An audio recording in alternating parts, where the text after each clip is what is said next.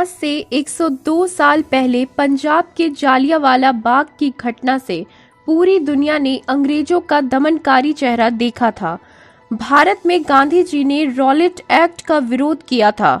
हर जगह Rowlatt act के विरोध में जनसभाएं और रैलियां हो रही थी। पंजाब के जालियांवाला बाग में भी ऐसी ही एक जनसभा का आयोजन किया गया। ब्रिगेडियर जनरल रेजिनाल्ड डायर ने अपने सैनिकों के साथ जाकर जनसभा को चारों ओर से घेर लिया। उसके बाद जनसभा में आए लोगों पर ताबड़तोड़ गोलियां चलाई गई। बीबीसी के द्वारा जारी रिपोर्ट में बताया जाता है कि उस जनसभा में 15 से 25 हजार लोग जमा थे। लोगों को अचानक आवाज सुनाई दी। देखा बाग के ऊपर हवाई जहाज उड़ रहे थे। कुछ लोगों ने हवाई जहाज देखते ही वहां से हट जाने में ही खैर समझी। कुछ ही सेकंडों बाद बाग के पतले रास्ते से 50 सैनिक निकले।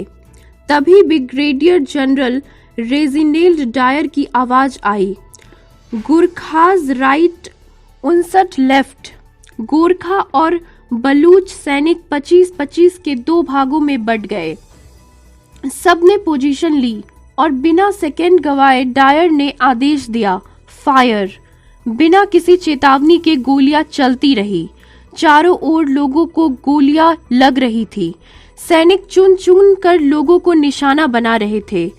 कुछ देर में फिर से जनरल डायर का आदेश आया, रीलोड।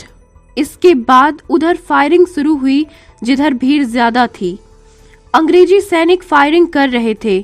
जनसभा में भारी भगदड़ मची थी। सैनिक लोगों को लगातार गोलियां चला रहे थे। बाहर जाने का कोई रास्ता नहीं बचा था। एक पतला रास्ता था भी जो कि आज मुख्य प्रवेश द्वार है। लोगों ने उस रास्ते से भागने का प्रयास किया। सैनिकों ने घेर कर रास्ते पर जा रहे लोगों पर गोलियां चलाई। कुछ लोगों ने दीवार के ऊपर से भागने की कोशिश की।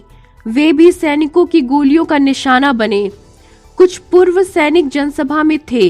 उन्होंने चिल्ला कर लोगों से लेट जाने को कहा। पहले से लेट कर पोजीशन लिए गोरखा सैनिकों ने उन्हें नहीं छोड़ा।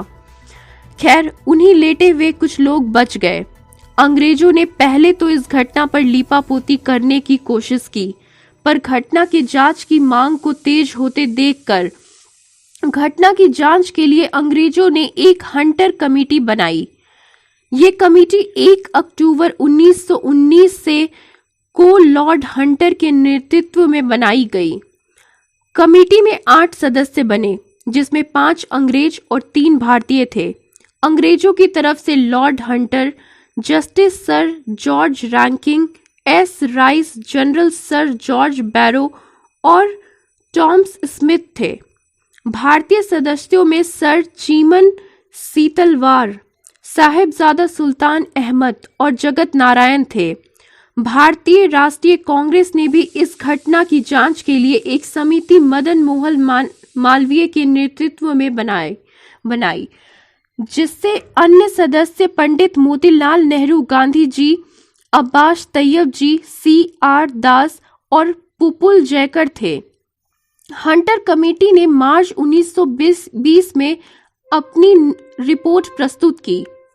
खैर, इससे पहले इंडेमनिटी बिल पास कर दोषियों को बचा लिया गया। कमेटी ने पंजाब के गवर्नर को निर्दोष घोषित किया। कमेटी ने बताया कि जनरल डायर ने अपने कर्तव्यों को गलत समझते हुए जरूरत से अधिक बल प्रयोग किया। खैर, ये सब उन्होंने निष्ठा से किया। तत्कालीन भारतीय सचिव मॉन्टेग्यू ने जनरल डायर के कार्य को नेक कार्य तक बता डाला।